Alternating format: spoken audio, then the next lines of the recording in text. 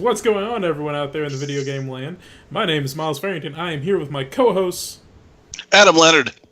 And Jordan Loeffler. and my camera is reversed for some odd reason. Regardless, we are here to bring you the MONG podcast, and this is episode 143, the one about the NX and Red Dead Redemption. Or Red Dead, whichever way I end up titling it in the end. But, anyway, what's going on with the site right now as live breaking news? We've got Harry Lozide's Call of Duty Black Ops 3 prequel comics interview. He interviewed Larry Hama, who is writing the comics, so you can check that out. I did a listicle of the 8 reasons to be excited for World of Final Fantasy. That's pretty self-explanatory. 3 games under $30 for Xbox One Indie Edition. That is Darius Purse's article. Mm-hmm. We've got Chris Cobb's Five Nights at Freddy's construction sets review. That's his review of McFarlane Toys' newest release of Five Nights at Freddy's figures. Mm-hmm. We've got Brett Williams' preview impressions of the Pokemon Sun and Moon demo.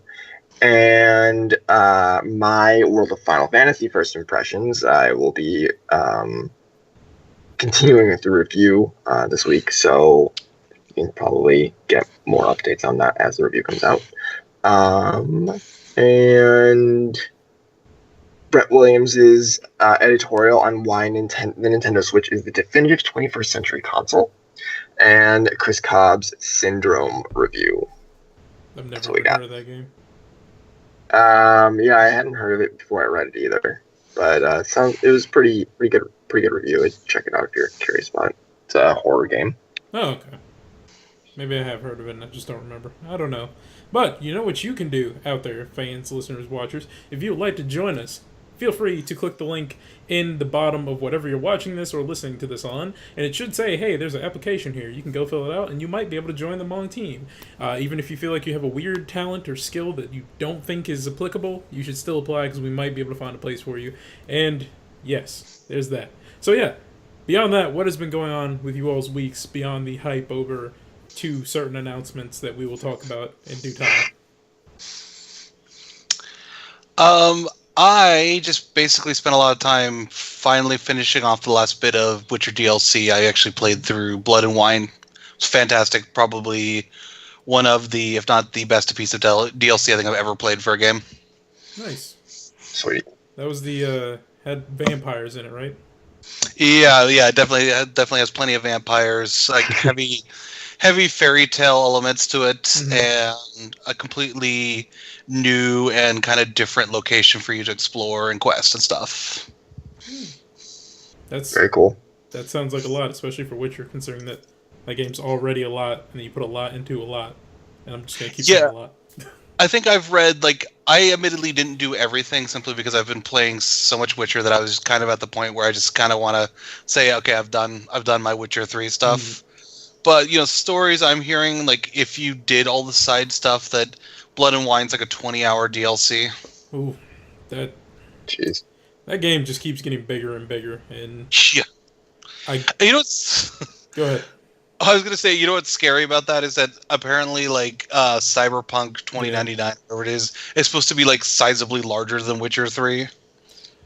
I'm excited for that game, but at the same time, it's I feel like it's going to be another Witcher for me, where it's it's good, I actually really enjoy it, but I'm never going to finish it. That's fair, I can get that. Yeah. But, Jordan, what about you, buddy? What you been doing? Well, with the Red Dead news coming out, I figured it was probably about time that I played Grand Theft Auto 5, so I actually picked that up, and I'm enjoying it. I have been doing a lot more of the online of it, just kind of because I'm somewhat interested in the story right now. I think it's probably going to get a little bit better, but I've just kind of been wanting to go in and blow people up. What, Miles? What's your face? You actually got the online to work? Why? Does it not work usually? I picked up. I'm pretty sure we were definitely doing the podcast back then. Back when I picked it up, the only thing I wanted to do was play online. but just like between the load times and just random issues, I just didn't want to play it. I mean, I owe Grand Theft Auto 5 a thank you because they made me realize my RAM wasn't seated properly, but I returned it. I have to admit that the load times in the game in general are pretty long. I've played pretty much all of the all of the Grand Theft Autos since 3, and like I always remember this, like the beginning loading sequence in pretty much all of Rockstar's games since that time at least are always the longest, but they're not as long in the actual game itself, which I appreciate. But yeah, it takes like a good couple minutes to actually load when you first boot up the game. And online, it's whenever you're loading sessions and stuff like that, when you're trying to go into competitive modes or cooperative heists and stuff like that, it does take quite a while. And I've been kicked from a few sessions just from lack of connectivity, so that's a little disappointing. But I'm still having fun with it. Someone stole my car earlier today. It was kind of exciting. I chased him down and got it back. I'm proud of you. I hope you use strictly legal methods. Yeah, no, he ditched my car, ran into the water, and I started shooting at him. As he climbed onto a boat and stole it and drove away. Okay, so I gotta ask somebody who's actually really high on the story and really, really enjoyed it. How far are you in? So I just got to the point. So spoilers, obviously. You guys, this game's been out for forever. But the Michael now owes some guy $2.5 million for destroying his house. Oh yeah, okay. Things are about to get exponentially more exciting in the near future.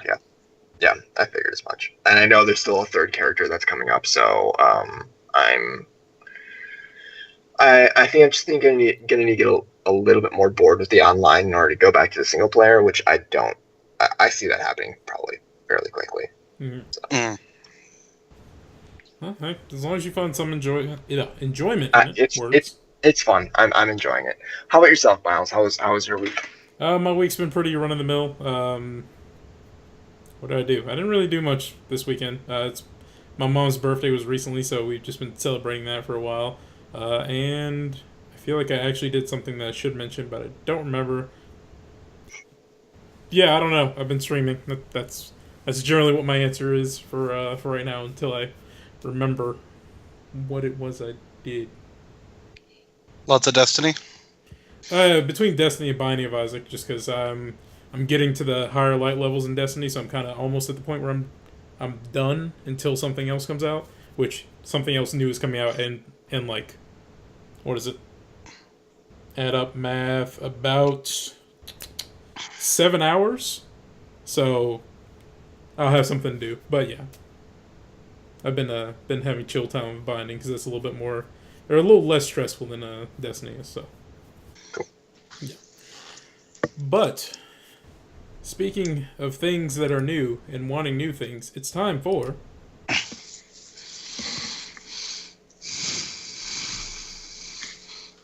okay, it's supposed to say in the news from nowhere. I don't... What? Let's see, maybe reloading it? I don't know. Okay, it's just not reloading now. And my internet is not crapping out, so I don't know what's actually happening right now. Anyway, that's supposed to be where Deckard Cain says the news from nowhere in the Deckard Cain voice, and it's really cool. But here, we'll all do it together. The news from nowhere. Myles didn't do it. I didn't do it. You're right. No. But usually this will be the part where we each talk about 2 stories that kind of piqued our interest for the week. But there's really only 2 stories that really need to be talked about. I mean, of course, there's always more news, and I will mention the stuff that we don't talk about. But the stories that we're hitting on this week are, of course, Red Dead Redemption 2's full release and the Nintendo NX. Gentlemen, which one do we want to hit first?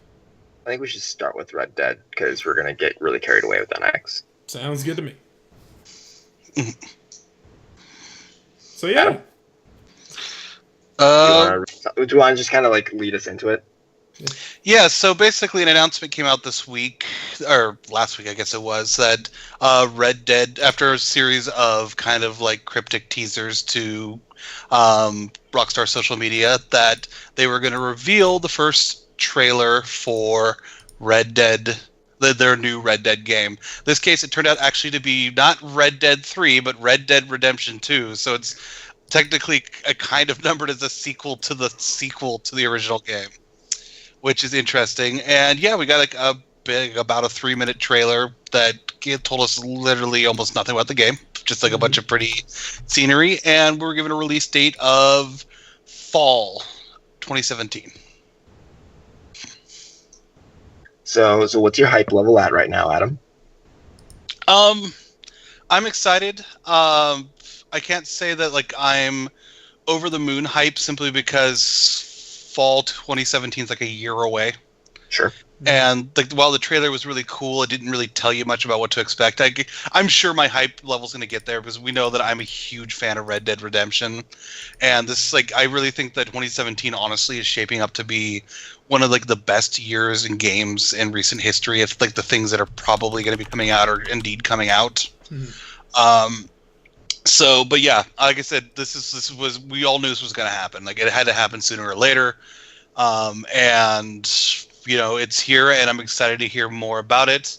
One thing I can put out that came around it is basically I think Rockstar more or less kind of like covertly or indirectly kind of nixed any kind of suspicion that there might be a remaster, simply because for it already being involved, it's already backwards compatible on Xbox 360. They also turned around and said that it's now going to be available on PlayStation Now, which is basically to me the equivalent of saying there's not a remaster, that they're just going to make it available. Yeah, I wouldn't be surprised if they did something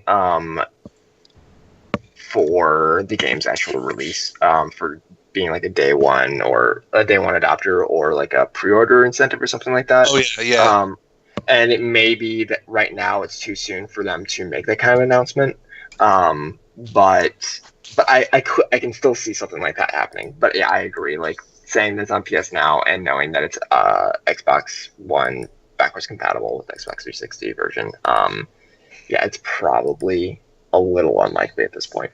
Though I do think you're in the right ballpark, because I think it would be just a common sense for them to go pre-order like Red Dead 2, get Red Dead Redemption 2, get Red Dead Redemption. I mean, I'd say about 90% sure that will be a thing.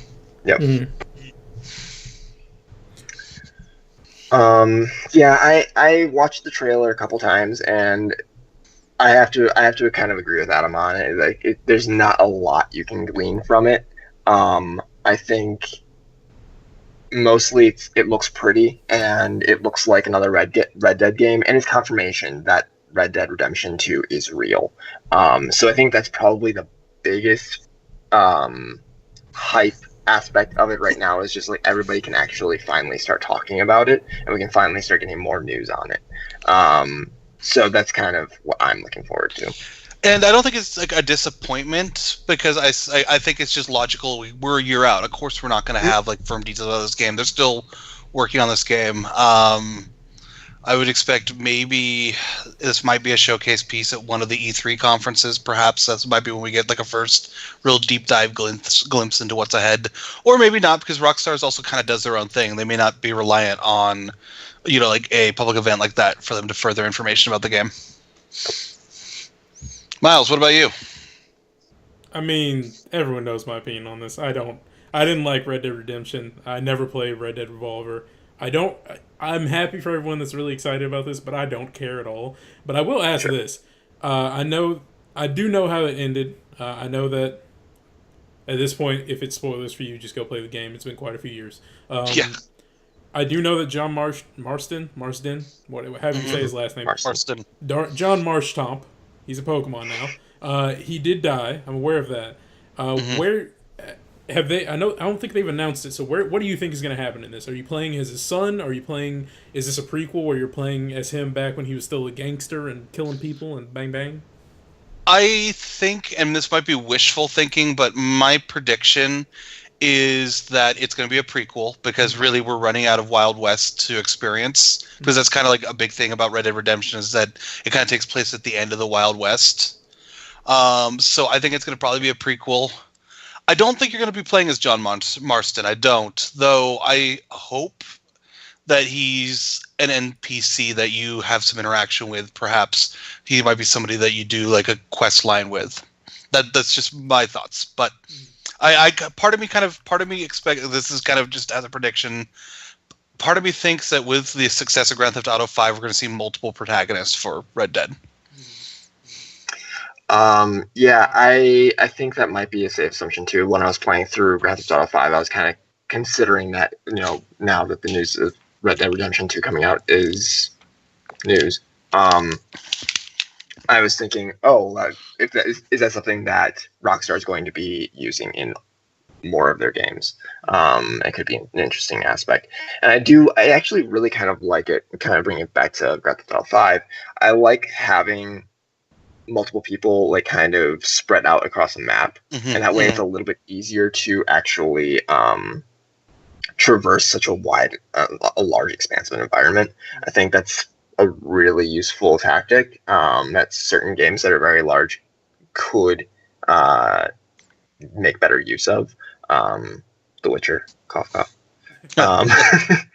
So yeah, I always think the same thing. It would be really cool if they did something similar to that. I would be a little disappointed if you actually played as John Marston, though. I think that John Marston's story is kind of told. It's done, and going even if it was like a prequel thing, like it would kind of feel like they're just doing it to do it, and like so much of that character in Red Dead Redemption is about him being a redeemable character and not just, an outlaw. Yeah. So I will say as a wish that if I could pick a character that I would like, or like a type of character, I would love it if one of the lead protagonists was a Native American, because I think that would be a really interesting character, and it'd be interesting to kind of view this world through their perspective. Perhaps as a character that starts out originally maybe among like its tribe and is like forced for whatever storyline to kind of go into, into like kind of the white person's territory. I just think that would be an interesting kind of lens to view the game and the world through. Yeah, and I think that Rockstar could probably do a decent job of it. That's one developer that I'd actually trust with that cultural view. Now, the follow-up question I'll ask. I have no idea what my volume sounds like now, so if I'm really quiet. Okay, Yeah, you're really, really quiet, buddy. How about now? Better. You're good. Okay. So my follow-up question would be, what are some of the things that you felt were missing from the first one? Like what do you feel that they could have added that you kind of hope to see coming up in Red Dead Redemption 2? Adam? Probably it is hard because I think Red Dead Redemption, in my opinion, is a pretty close to perfect game. If I were to have to take a stab at something, is maybe a character that's more connected to its story and its surroundings, because that was maybe my only kind of offshoot kind of complaint, is that sometimes it felt like John Marston was so focused just on his end goal, which was to get his family back, that a lot of times he didn't feel like he had a particular attachment to the things going on around him. It was sometimes just very much like a whatever attitude. And I think that the game would benefit from a character that felt like they were invested a little bit more into the events taking place around them. I think that's a pretty fair complaint. Yeah. When I played the game, I had a really good time with it, but I just kind of started to get a little bored with, I think, how empty some of it seemed. And I don't mean like you would go out in the desert and there'd be snakes and shit out there, and there's all sorts of other things for you to go and do treasure hunting and stuff like that. But I just kind of got tired of riding my horse from place to place all the time, and I wanted a little bit more to do that actually felt relevant. And I think that Rockstar has done a better job of that since then, especially playing Grand Theft Auto 5 now. Like, some of the side missions in there actually have some good characters. And they actually feel like they could be decent tie-ins to the actual main story. But anyways, so that's my biggest thing, is if you're going to have these great open worlds, and especially a Western, which you could do tons of things with, I would want there to be. I want it to be populated appropriately. Okay. Miles, what could Red Dead Redemption 2 do to bring you? Well, first off, of course, God, I don't know how loud that is. First off, of course, we know that they have to bring back the horse butt physics. It won't be the same game Oh, without that articulation in the horse derriere. I'm kidding. At this point, I don't really know, just because westerns aren't really interesting to me unless there's some other element to them, like supernatural or sci-fi. AKA, why if you've ever heard of East of West, that comic book, I really enjoy that. It's a western, but it's got sci-fi and technology. But just a western in and of itself, it's like, oh, I could shoot guns, but I could go shoot better guns in Destiny. Oh, it's got a cool story, but I mean, there's more interesting stuff that has cool stories. Like I have The Witcher. If I want an interesting story, I could play that. I'd never finish it, but I could. Side note, just to what you were, to kind of related to what you were saying, Miles. Have you ever heard of the tabletop board game Deadlands? I have heard of it. I have not had the time to play, or not had the chance to play it. Opportunity. Because that sounds like everything you like, right? Kind of rolled up into one game. Yeah, my friend was running a campaign, and they were, they had some other friends were in it, and they were telling me about it. And I was like, that sounds interesting, and I wish I still lived in the city so I could actually participate. Yeah, it's cool. Yeah.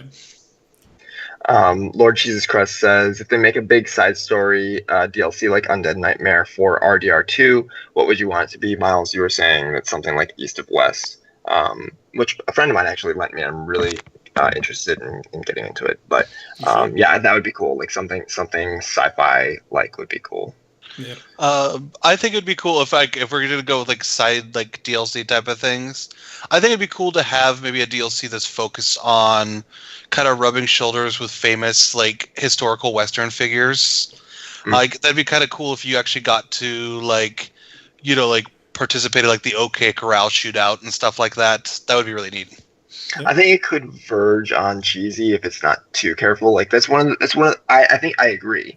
But like one of the things I don't like about Assassin's Creed is that it seems like every Assassin's Creed game they tie in a historical figure, and it's like, really, did the Assassins know every prominent historical figure in Italy during the Renaissance? Like, why? But I think as a separated DLC that's just simply wish fulfillment with like Rockstar behind it, they could. Yeah, I agree. I also could see there being some sort of like enemy type, or I mean, think Undead Nightmare, but like it's not DLC. It's just something that's like kind of out there every once in a while. Like you go out into the wilderness and like there's just some sort of aliens or something like that. I could see that as being like an Easter egg or something if you go into a certain place. Not something that regularly happens. Not something that's tie-in or something, but that could be kind of fun. Yeah. I am one who likes to mix things. When I go to Cookout, my milkshakes are mint Oreo mixed with like cherry cobbler. So yeah, but yeah, in and of itself, just Red Dead Redemption 2. Again, excited. I'm happy it's a thing. I'm happy everyone can be happy, but I'm gonna go be happy with Destiny or Binding of Isaac or Horizon Zero Dawn when that comes out. Well, cool. Yeah. Relevant question to what you were saying then, because I was thinking about this a little bit. Like I said, next year's a huge year in games, just from like the stuff that's slated to come out. What game are you guys most excited for in 2017? Persona 5. God, I don't even know what all is coming out next year, but I guess I'm gonna say Horizon, because that's when I'm thinking of a game that I'm gonna be playing in the future when I'm downtiming from Destiny. It's either Binding or Horizon. So, currently probably Persona 5, simply because it's like imminent. It's almost there. Like I have a feeling that like there's stuff like Mass Effect, Andromeda, and this Red Dead Redemption 2 specifically that could have equal or greater hype, but I don't know enough to be at that point yet. So currently Persona 5. Yeah, no, that's how I feel too. It's coming up quickly, and I'm just, after talking to my friend about it, like I just really want to get into it. So I'm changing mine to Mass Effect Andromeda because I've spent way more time thinking about Mass Effect just with the other games than Horizon. So I'm gonna switch over to that. I just keep forgetting that it's coming out this year. I'm not good with release dates unless it's something that I'm like supremely hyped for, already paid off. So Yeah. All right. Shall we move into the big stuff? oh wow, Yes. just throwing that shade there, Jordan. Just What? Red Dead's not big. Apparently, I didn't even have to say Well, it this I time. mean, let's be real. If they wanted Red Dead to be big, they would have shown it during the Nintendo Switch trailer. Okay, that's how they would have handled that situation. For Nintendo Switch is more imminent. It is a bigger deal right now, so I'll allow that one. But yes, of course, we are going to move into talking about the Nintendo Switch. As mentioned before, I actually have things I could say this time because I actually care. That was rude. I actually am excited for this. There we go. So yeah, what did you guys think of the Nintendo Switch and what it is? Because I mean, I'm hyped for it. I want to know more about it, and I want to know the price point, but I'm still extremely excited for it. I can see myself getting more excited for it. I have a couple of somewhat minor complaints and also a lot of questions. My complaints are, number one, so they show like a kickstand thing for setting it up and like it being like on the go. Yeah. The kickstand doesn't seem super. I don't know that I would trust that kickstand. Let's put it that way. Like they show it on the in the trailer, like the guy's on a plane, and it made me think that if they hit the slightest level of turbulence, that thing's gonna fall over. So that's number one. Number two, it seems a little big to be a handheld. I think I'll be alright with it. I have large hands too. I'm not saying like as far as being too big for your hands. I mean just too big to travel with, like to put in your bag or like even in your pocket. Like Now, yes, this could be put in your pocket. I'm gonna combat that by just I'm gonna stab it. I'm gonna say that I kind of agree with you. It looked relatively. It didn't look like it was large to the point where I couldn't imagine fitting it in my pocket. I'm a big man. I have big pockets. I mean, I still have a pair of cargo shorts that like I could fit the world in one of my side pockets. So I could see doing that. But at the same time, I also kind of saw it as a tablet sized, like one of the smaller tablet sizes, where it's not really small enough to fit in your pocket, but it's very easy to put in a bag or something if you're going somewhere. Right. Sure. I could honestly imagine it like kind of like a Vita. Because personally, I don't carry my Vita if I'm going somewhere with it. It's in my bag. It's not in my pocket. Yeah, Just absolutely. I have a case on it, and even if I didn't, I would, pockets or wallet, cell phone, knife, and headphones.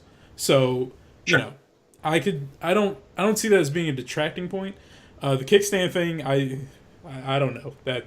Who knows? It might be a bad kickstand. I've seen kickstands that are like very impressive. Like my friend had this one Android phone that like had the smallest little kickstand, but it didn't break. It was just like I'm not going anywhere. I'm staying here for the long haul. So who knows? But all that modular functionality has Miles a little bit excited. What'd you think, Adam?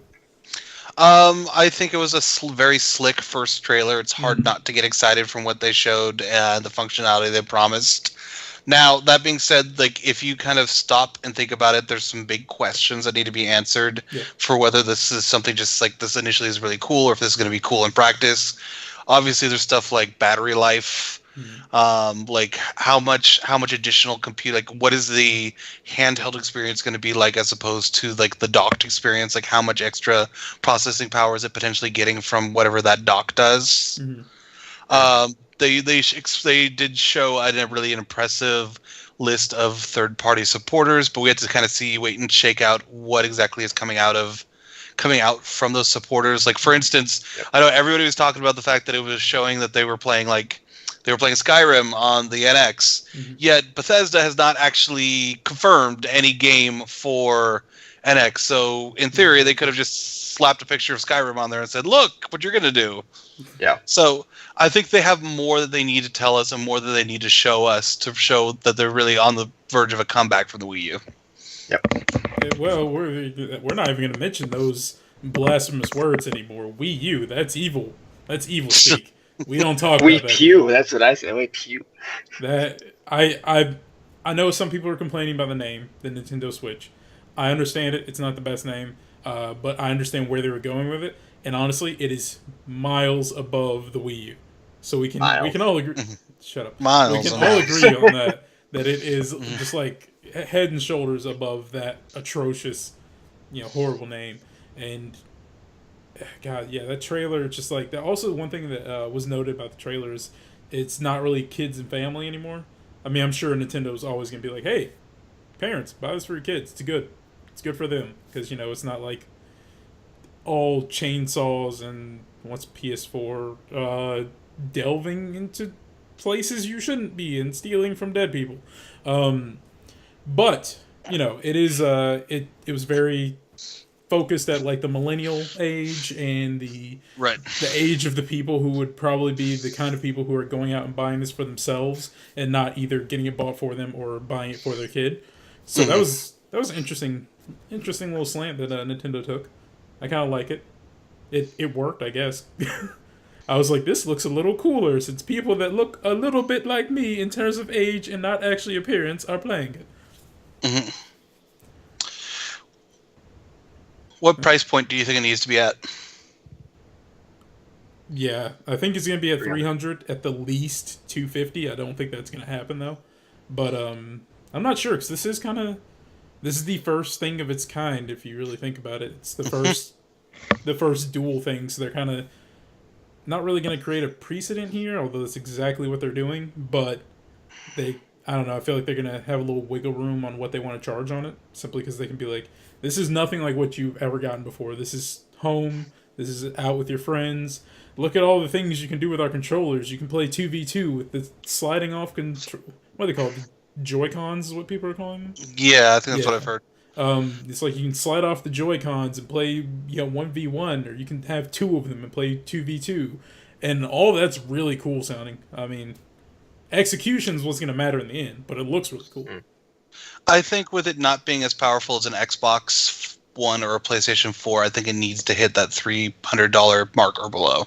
Yeah. Has that been confirmed what the specs are? They're not confirmed, but it's running off of NVIDIA. It's tablet. So, yeah. I mean, they can try and milk all the power they can get out of it, but it is a tablet. Like, but I this mean, is like, realistic. That's just off of, because, all right, so we don't know necessarily what kind of processing power the dock is giving it. I mean, is it possible that it could be running games better while it's docked and then downgrade it when it gets brought out of it and goes in a go? Is that possible? I don't really know. I think it's possible, but I feel like they haven't said anything about that. But they have.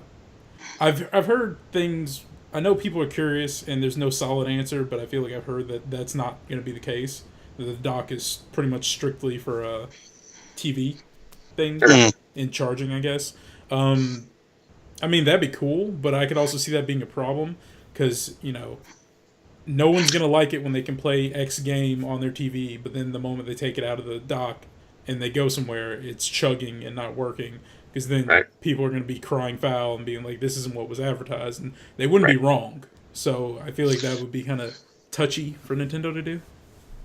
Well, is there a way to be able to hit both worlds without causing that problem? I mean, in theory right now, there are people who are having to create games for both the Xbox One and the Scorpio at the same time. This is also true. Yeah. I guess Go ahead.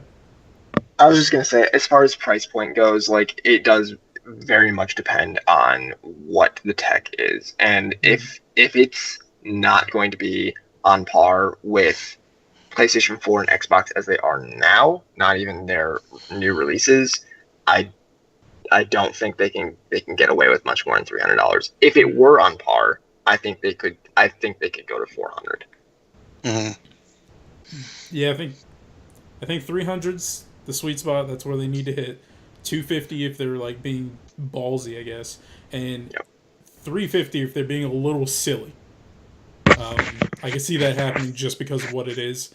Um, I don't want to see that happen because that's $50 more that I have to make appear out of thin air. But still, but yeah, I'm. What games or what release titles would you all like to see? Like if you had to pick two, 1 to 3 release titles that you're definitely sold on. I mean, are we talking about basic? Because it's basically confirmed that Zelda is a release title Mhm. and that Pokemon is a release title, almost certainly. I mean, those Right. can be on your list, yeah. Okay. What is there anything more you'd really like to see? I guess.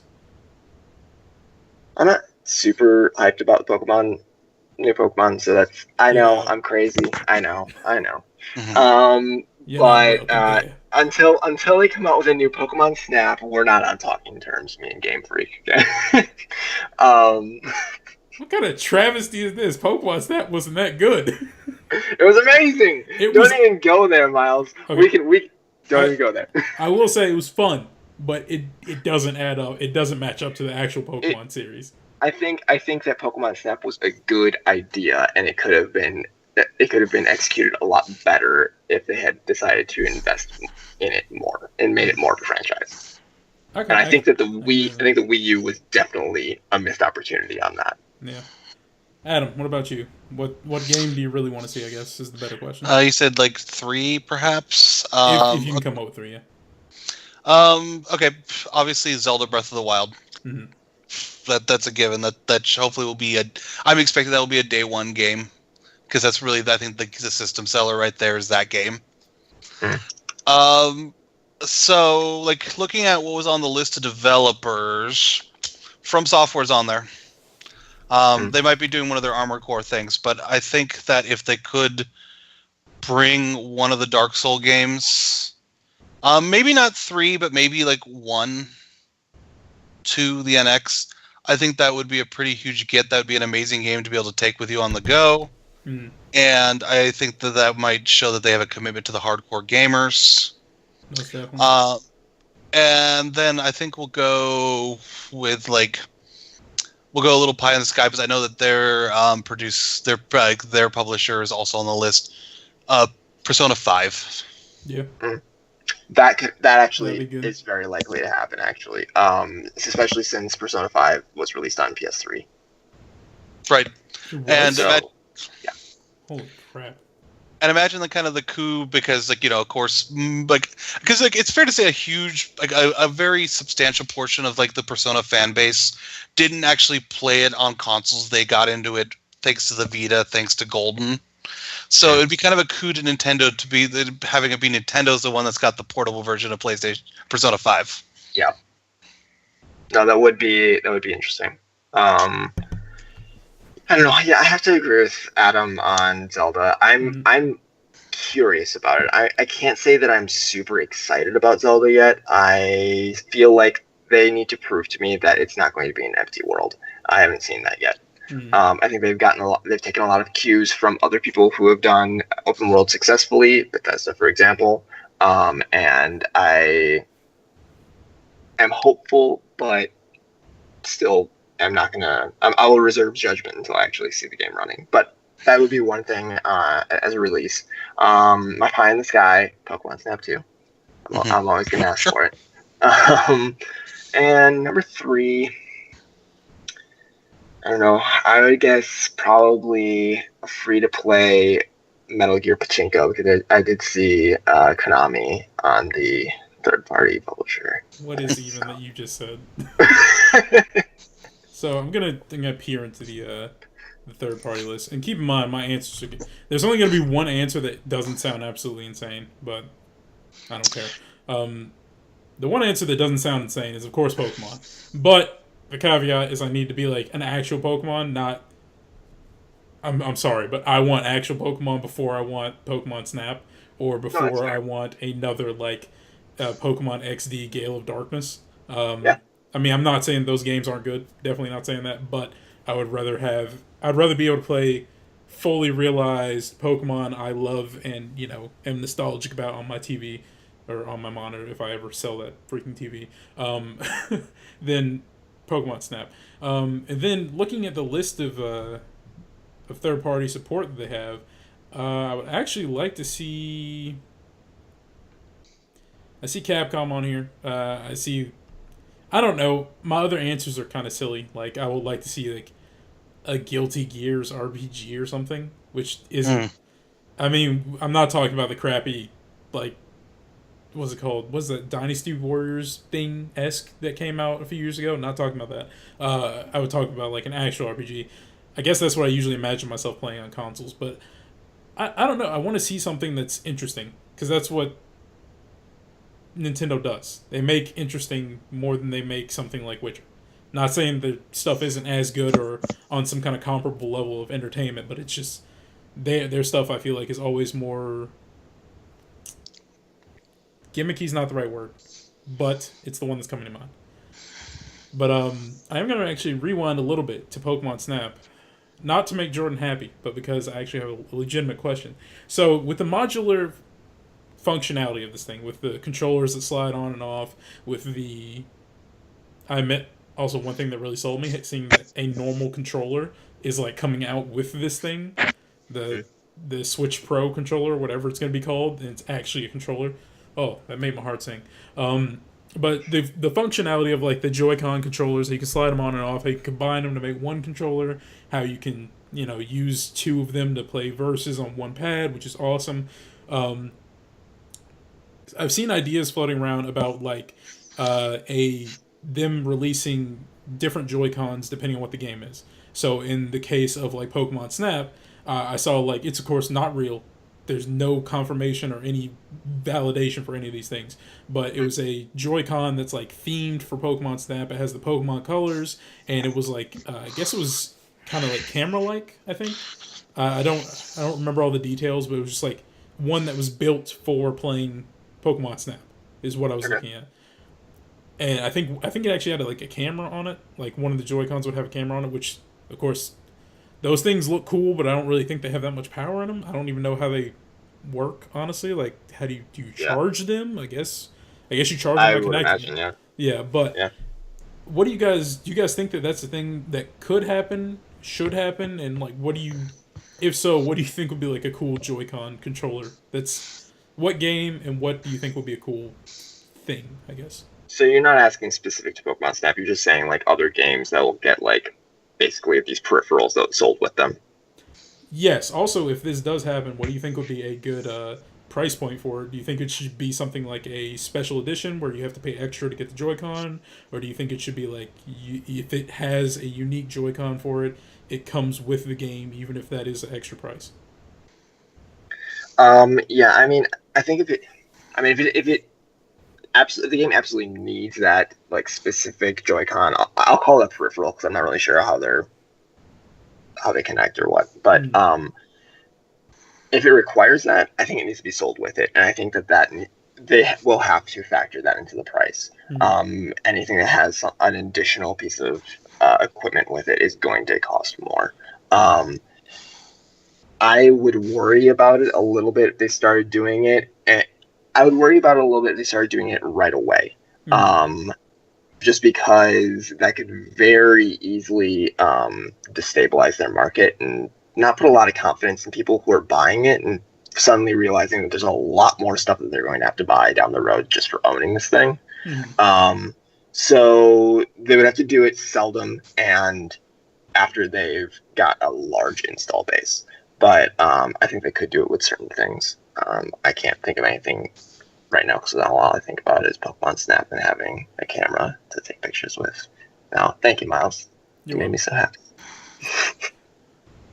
Adam, what do you think about this idea? I think, first of all, I think probably there's going to only be, at start, certain games that can make a use of like the two-player Joy-Con. Like Mario, I think is probably kind of an obvious one because like the control fit configuration is pretty basic. I think if there was a way to upgrade to like a specialized Joy-Con, I could maybe see, maybe not immediately, but maybe somewhere down the line, instead of like a bunch of individualized ones for specific games, maybe like a Joy-Con Pro or something like that, which is like like a concerted upgrade that allows you to up the way you play with your friends, I suppose, in public. Okay. Yeah. Both good answers. Both good answers.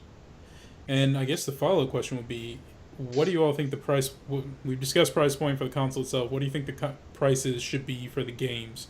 I believe a brand new cartridge game for the 3DS right now is what it comes out and it's $40, $45. Hmm. I don't think it's much. It definitely isn't much more than that if it is even that. So what are you all thinking? Should we go back to the days of $30 for cartridge games or? Um, hmm.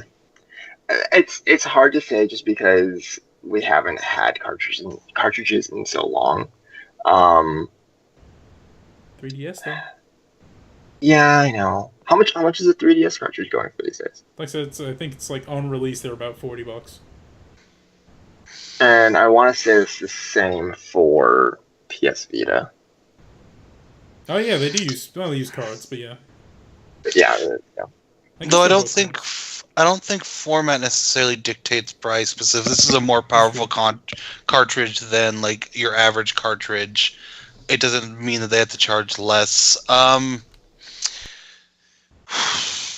could easily see them still do 60. I really could, or like 60 is like like the going price for a AAA title.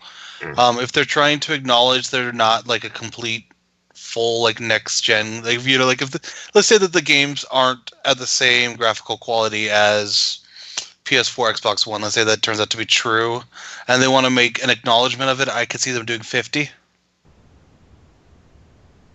Okay. Alright. See, I worry that if they made the prices too low, it could undermine their system and make it seem less serious than Microsoft's and Sony's. It's definitely true. Definitely true. Especially if they have games coming out that are third party for all three. It would be a little. I don't know. I think it would just undermine people's perspective on the console. What do you think the likelihood of that though is, considering that this physically cannot be as powerful as a Xbox One or a PS4? I mean, I don't know. I mean, they're still developing games for PlayStation 3 and Xbox 360. Which is I mean, so silly. It's such a waste. It is, but like they could theoretically do it. I don't think many people are going to be anymore. I think a lot of that stuff is probably just stuff that's been in the pipeline for years, and they were working on it, and they're like, well, we need to get it out now anyways because we made it. Yeah. So it's not happening as much anymore, but it still theoretically could, especially if Nintendo promised marketing.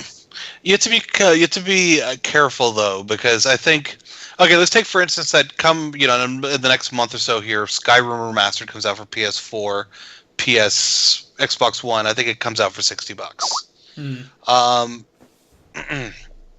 Then let's say that Nintendo indeed has Skyrim. Let's say what they were predicting was true.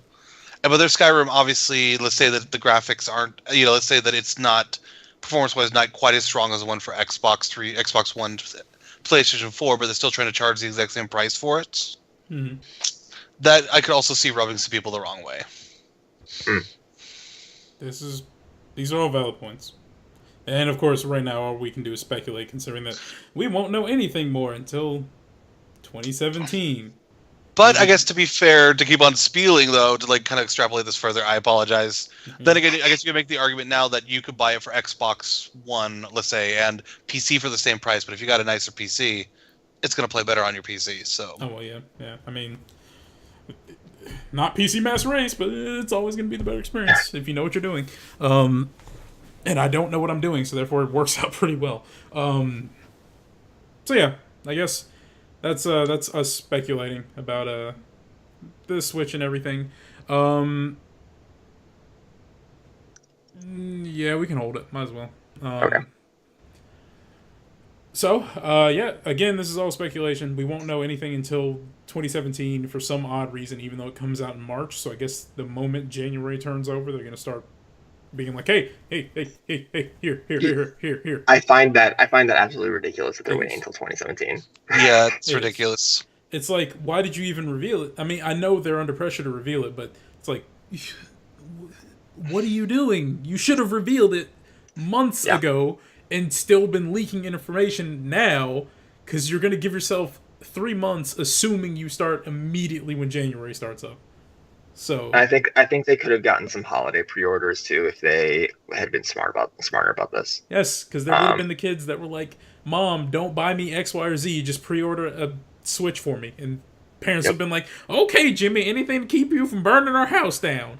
And we don't have to pay it until March, sure. Yeah, it's weird play on Nintendo's part. I'm still kind of shocked they didn't have it out by this holiday because it feels like they're kind of missing a window there. Yep, unless they're trying to make something new with all that March money that people have. Yeah. And there's not a lot coming out this fall either, so it's like the stars were aligning for this, and Nintendo just decided to ignore it. Mm-hmm. They goofed.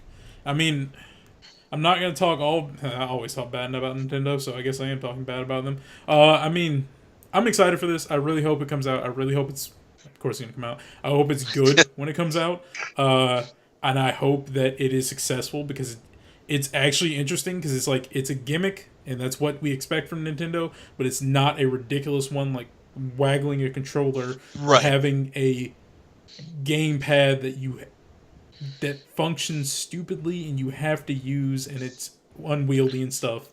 So it's a gimmick that's functional rather than like whimsical. Exactly. It's something that doesn't seem like it. It's something that doesn't seem like it would be invasive to use if you want to, but it also seems like it would be just fine if you don't really care to. Expect the option to take off the controllers and combine them. It's a little small, but it'd be an option. Or if you, or as I was hearing some people say, it's like they're never going to use the Joy-Cons. They're just going to take the tablet with them and take a Pro controller. Done and done. Which actually sounds awesome to me. Like I don't really if I'm traveling, I'm driving, but the idea of going to a friend's house and I've been trying to get a tablet for this reason exactly. Also, if this thing can run like apps and such, and I can read comics on it, oh boy! I mean, they got. I think that's asking a lot of Nintendo, though. It is. However, people constantly homebrew their stuff, so who knows? It's true. But yeah, if it could do that, that'd be awesome. I would not be surprised. I would not be surprised if we do not know like half of what this thing can do at this point. So it's likely we're going to hear about some stupid functionality that they added into it before it releases. Probably. I would not be surprised if there's some sort of motion control in those Joy-Cons. And do we even know if the tablet is a touchscreen? I don't think it's been confirmed, but it kind of has to be at this point. Everything's a touchscreen. I mean, my face is a touchscreen. I'm doing things. I mean, I don't know. But yeah. So yeah, I think there are a few things that or a lot of things that we still don't know about it. And a few of those things could be features that could end up boosting the price. And we may not want those things. Or we might want those things. Maybe Nintendo's just nailed it this time. But I am not going to hold my breath.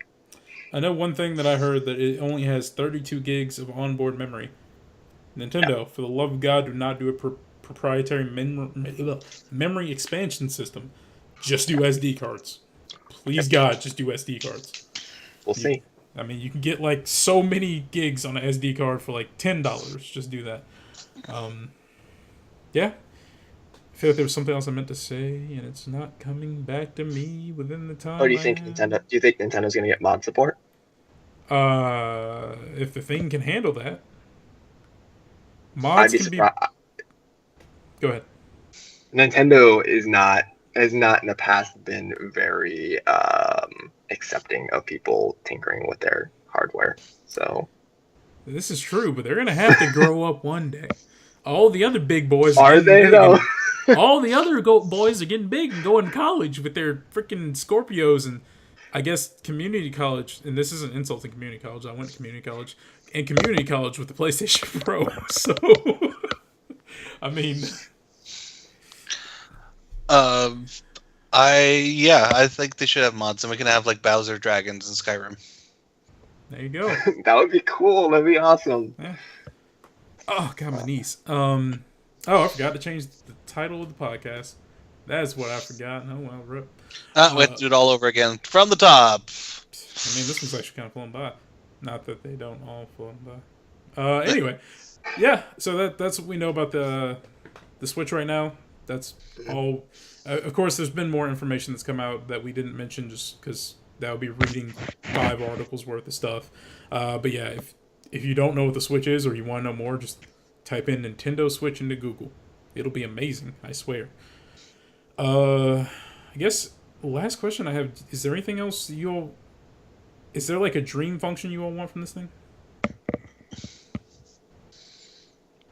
Yeah, I'd like it to be on par technologically with the PS4 and Xbox One. You got big dreams. I know. Big dreams. So wait, wouldn't this be their next console? I thought. Who? Nintendo's? Is Wii U last gen or this gen at this point? Well, technically it was last gen. Okay. I think. So this, I don't know. No, actually, no. It would have been. It would have been like a half step technically. I guess. I don't know. Like, 'cause it's hard because it like isn't very good. No, don't sugarcoat it. It's not good. Yeah, Nintendo needs to either get on board or make it very blatant and clear that they're not going to be doing the competition with Sony. It's like, or Sony and Microsoft. They can't get out of it because people are going to compare them, but they either need to be like, yes, we are definitely still trying to compete with them, or no, this is something you do as a other thing. It's a secondary console. I mean, they're not going to call it secondary console because that's their console. Well, they could be like, that's what we're going to call it. This is a console you own alongside your other console, or as your main console. But they're not competing. As a second screen for all those games that have second screen experiences.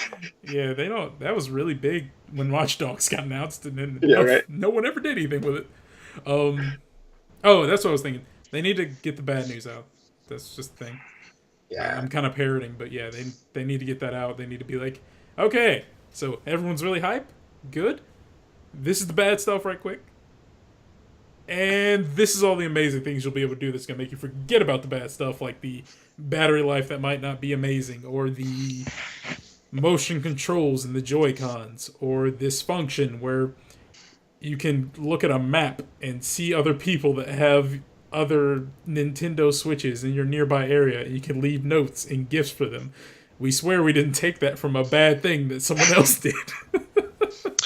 So, okay. I'm willing to make like a ballsy suggestion that I think could do well for Nintendo. Mm-hmm. Yeah. So instead of making people buy the same like Nintendo games that they've already like inevitably purchased for multiple consoles, Mm-hmm. I think like each NX should come with like the Nintendo Collection, which is basically like just like an instant library of like Nintendo classics that are just free to Nintendo owners. That's not gonna happen. I mean, it would be cool, but they're gonna lose so much money on that. will say that's definitely ballsy. I respect that, but I think they should implement it in a different way. They should just jump on. They should just ape what PlayStation and Microsoft are doing. Not some kind of payment. You pay like X amount of money, you get a game a month, a few games a month. And also, they need to update their freaking network. Because the fact that you can buy something digitally on one console, and then you can, only download it 3 times? If you need to move consoles or something, and in certain situations, you just have to buy it again? That's bad. That's really bad. I think, Adam, to your point, there are going to be a lot of people who are pissed off, almost inevitably, that what they bought on their Wii U's or their Wii's is not going to carry over to the Switch. Yeah. That could be a way of appeasing them by giving them some sort of instant library collection. Yeah. Mm. Or at least, I mean, it'd be hard. I guess the other option would be either if it's digital, they announce when it comes out. It's like, we redid the network. It actually works. It's not horrible now. It's fast. It's snappy. It's not what's on the Vita, because the Vita's good, but it's bad on the Vita, the marketplace. And on top of that, if you had digital games, we're going to go ahead and digitally upgrade them to the Switch. Or if there's like, or the other option, I guess, would be like some kind of like, oh, there's a place in the back where you can put in old cartridges, like they did with the DS. Or was that 3DS in the beginning? When there's like a slot for DS games and a slot for 3D, I think, right? Was that? No, that was just the original DS, where it was like it could play advanced cartridges and.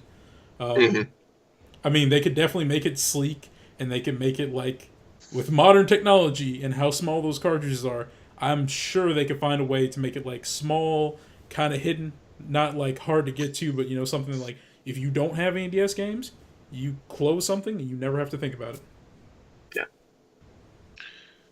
But I think actually, Myles, you were probably a little more on the nose that I think maybe just like a $10 a month charge for like a subscription to the Nintendo library, which is like a rotating like catalog of games, almost like a Netflix type of thing. Yeah. I envision it being larger than like PS Pluses or like Xbox Gold, where it's like, we'll give you 3 games, but I'm talking like a much more substantial selection of old games. But I think they could make some money that way. Yeah, considering that they're just starting off, they could honestly start off how PlayStation was doing it, where, back in the day before they abolished it, if you had PlayStation Plus, there was like a massive, this is exactly what you're saying, the massive selection of things you could do that you could download, even if it wasn't like the month it came out or went up on PlayStation Plus, which they got rid of, which is unfortunate because there was some stuff on there I should have gotten. But if Nintendo wanted to like start off like that, like, hey, if you're a subscriber within the first 3 months, you get access to all this, that'd probably sell. That would at least sell their service, and it might help move a little bit of their units, because people are like, oh, first 3 months I get like all the games I would have to rebuy. Yeah, let's do that. But yeah, I don't think it would be like a continuous thing. But I digress. Gentlemen, have we talked enough about the Switch? Considering well, for now, until 2017 at least. 2017. Yeah. Considering how technically little information we have, we actually talked for quite a while about that. Switch looks cool. I think most people are excited but want to know more. And that's what it'll be until January 2016, or if they're done February, or if there's a leak and we find out more and they have to talk about it before 2017. Wouldn't that be great? It would be, but they were pretty good at keeping it like, they kept all those leaks patched. The freaking, what do they call it? Not blueprints, but the schematics came out, and they were just like, Nintendo's played it cool up until now, until they were ready. They were just like, I don't know, maybe it's a thing. Yo, put that behind a curtain. Maybe it's a thing. We don't know. Put it away. Yeah, but that now all those third-party developers that were listed are getting contacted by press. Probably. Sure. Yeah. I'm sure there's a Jason Schreier out there who's going to become the Jason Schreier of Nintendo Switch. Just like, hey guys, by the way, this is going to happen a week later. Hey guys, this is happening with the Nintendo Switch. It's like, told you. So yeah. There you go, folks. That is our conversation about the Nintendo Switch and Red Dead Redemption 2. Speaking of the other stories that we did not cover this week that still deserve to be mentioned at least, the union strike for video game actors is official. It started on Friday. They're in negotiations with, I guess, developers or publishers. They're in negotiations with people so they can get more money for their work. And this doesn't really sound like it's a money grubbing issue. They want to look out for themselves, and they're also trying to look out for the developers who are going through hell and back to make these games. So that's the thing. Definitely read up on that, because what I just said is not an accurate representation of what's going on. United Front closed, which is unfortunate. They were the makers of Sleeping Dogs and Smash and Grab, which wasn't even out yet. But to make it more awkward, there was a playthrough demo like a week before they closed. So that seems like one of those situations where that just kind of blindsided them, because they did not seem ready for it. That's sad. I would have loved another Sleeping Dogs. That was a really good game. Yeah. Smash and Grab looked interesting, but I just like, wow, they really need to give these people more heads up so they're not like like agreeing to do playthroughs a week before they're going to get closed down. On top of that, the Order 1886 has a future. I don't know what that means. I can tell you real quick. So in an interview with Game Informer, creative director of the game, the Order 1886, Rue Rirasurya, basically said that they had a huge plan for the game. Like, there's a huge overarching story, and that they would like to, Ready at Dawn would like to work on another one. But when pointedly asked by the person interviewing him whether or not they were going to be doing another one, he said, well, you'll have to ask Sony that. So it's still, I'm sure there's some sort of political backhand thing going on there, but they might be working out, it might not be. Developers are getting really strong army these days. Just be like, hey, yeah, this is the thing we were working on that we want to work on, but you gotta ask them that, aka you gotta pressure them. This is me telling you to go pressure them. But yeah, that's the thing. Elder Scrolls Online's Tamriel 1 launched last week. Interesting thing they were doing that I don't remember all the details to. There was a Pokemon Sun and Moon data mining that revealed pretty much all the new Pokemons. Which was, I watched it. I thought it was pretty cool. I liked what I saw. Why Beyond Good and Evil took so long, which, read the article, because I don't remember why. And yeah, that was the stuff that we did not mention. Do we want to do the Redis Fetus?